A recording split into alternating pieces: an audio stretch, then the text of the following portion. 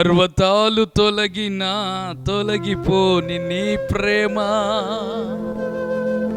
మెట్టలు తొలగినా వీడిపోని నీ కృప. దేవుడు తన బిడ్డల్ని ఎప్పుడైనా విడిచిపెడతాడా?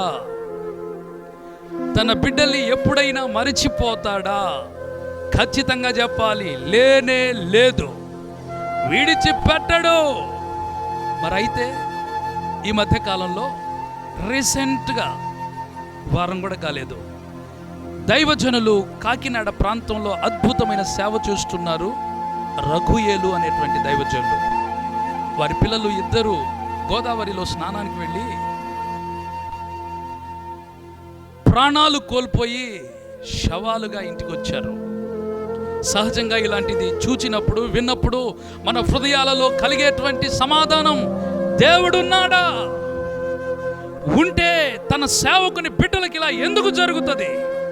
సేవకుడైనా విశ్వాసి అయినా దేవుని నమ్ముకున్న వాళ్ళకి ఇలాంటిది జరిగితే కలిగేటువంటి ప్రశ్న. అయితే దేవుడు అన్యాయస్తుడా? కాదు. దేవుడు తన బిడ్డలకి నష్టం చేస్తాడా? లేదు. మరి ఎందుకు ఇలాంటి పరిస్థితి వచ్చింది?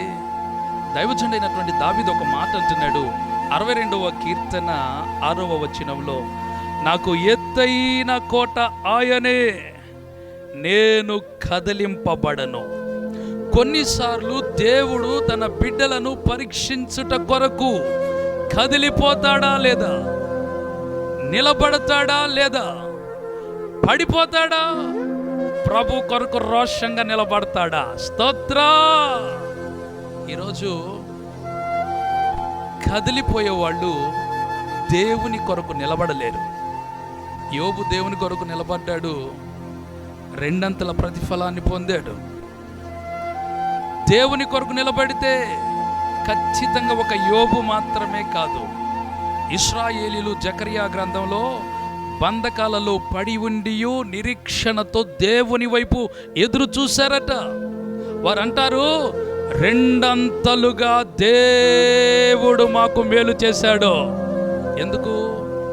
బంధకాల్లో ఉన్నప్పుడు కూడా మేము నిరీక్షణ కలిగి ఉన్నాం. ఈరోజు నువ్వు బంధకాల్లో ఉన్నా, బాధల్లో ఉన్నా, శ్రమల్లో ఉన్నా, నీ జీవితంలో అనుకున్న టయానికి ఉద్యోగం రాకపోయినా, అనుకున్న టయానికి పెళ్లి కాకపోయినా, నీవు అనుకున్న సమయంలో బిడ్డలు పుట్టకపోయినా, విఫలమైన జీవితంలో ఉన్నానని నీవు కృంగిపోతే దేవుని సన్నిధిలో నువ్వు నిలబడలేక కదిలిపోతున్నావు.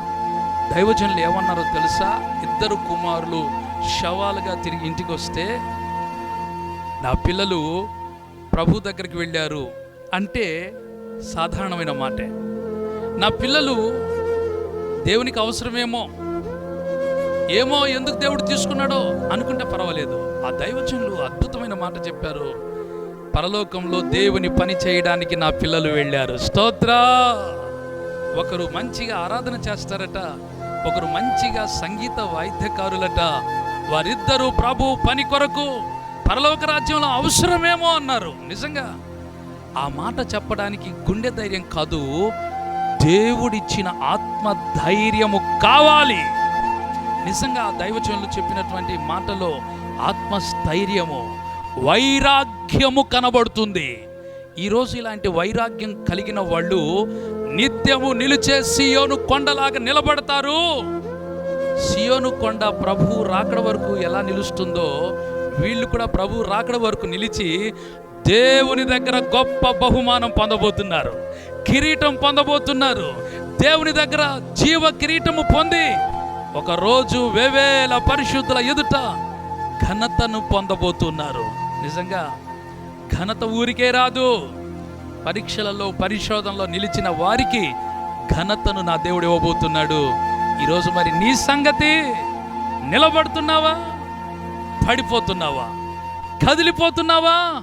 ప్రభు కొరకు రోషము కలిగి జీవిస్తున్నావా? Self your choice. ఈ యొక్క జవాబు నీదే. ఆలోచించు. దేవుని కొరకు ధైర్యంగా నిలబడటానికి ప్రయత్నించు. ప్రభు నిన్ను బలపరిచి నిలుపుకొనును గాక. ఆమేన్.